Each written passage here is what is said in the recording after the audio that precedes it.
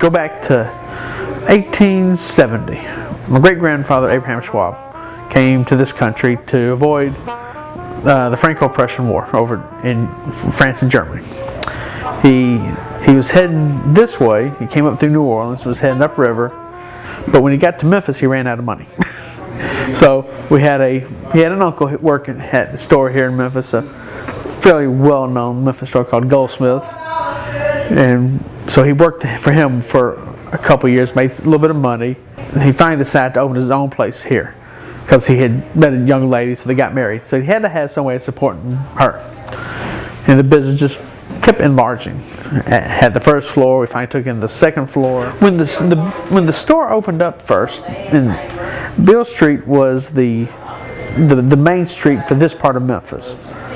Everything came up the river, came up Beale Street. It was the traders, the cotton merchants, the boat owners, and so Beale Street was kind of the affluent section of Memphis. Had all the big boat owners, the bankers, the cotton merchants. It didn't matter to us who you were, what you were. If you got money, come in and buy what you need. If you ain't got the money, come in and look. If you steal something, I'm going to hurt you.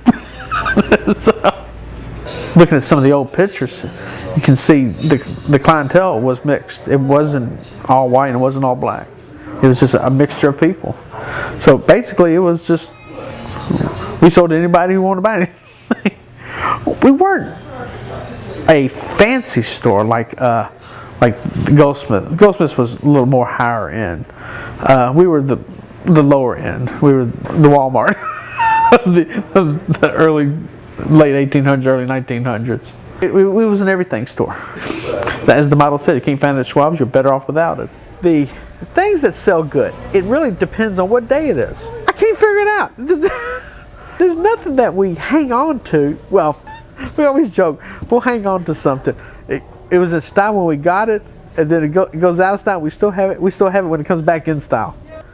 If you buy something and it doesn't sell, you shouldn't have bought it. If you buy something and it sells out, you should have bought more. B.B. King, he would come in here and talk to my father when he was in town, because he was on Beale Street and all that. But Elvis, of course he came in here. Can I prove it? No.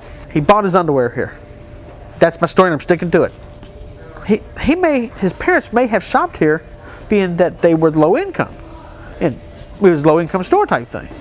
Well, a few years ago, we started talking about selling it and being done with it. Then it was always there. I mean, you start looking at reality. Forget that it's a landmark. It's history. It's still a business. It was a bittersweet decision for me. So everything's got to change. I figure we've been here 135 years. That's a pretty good run, I think. My generation usually is about the end of the big family businesses that end at the fourth generation. Fifth generation is very unusual in my opinion. I mean, I don't think there's many family-run businesses where the fifth generation is active in the business. I graduated in '79. I graduated in May of 1979 on a Friday night. I came to work on Saturday morning.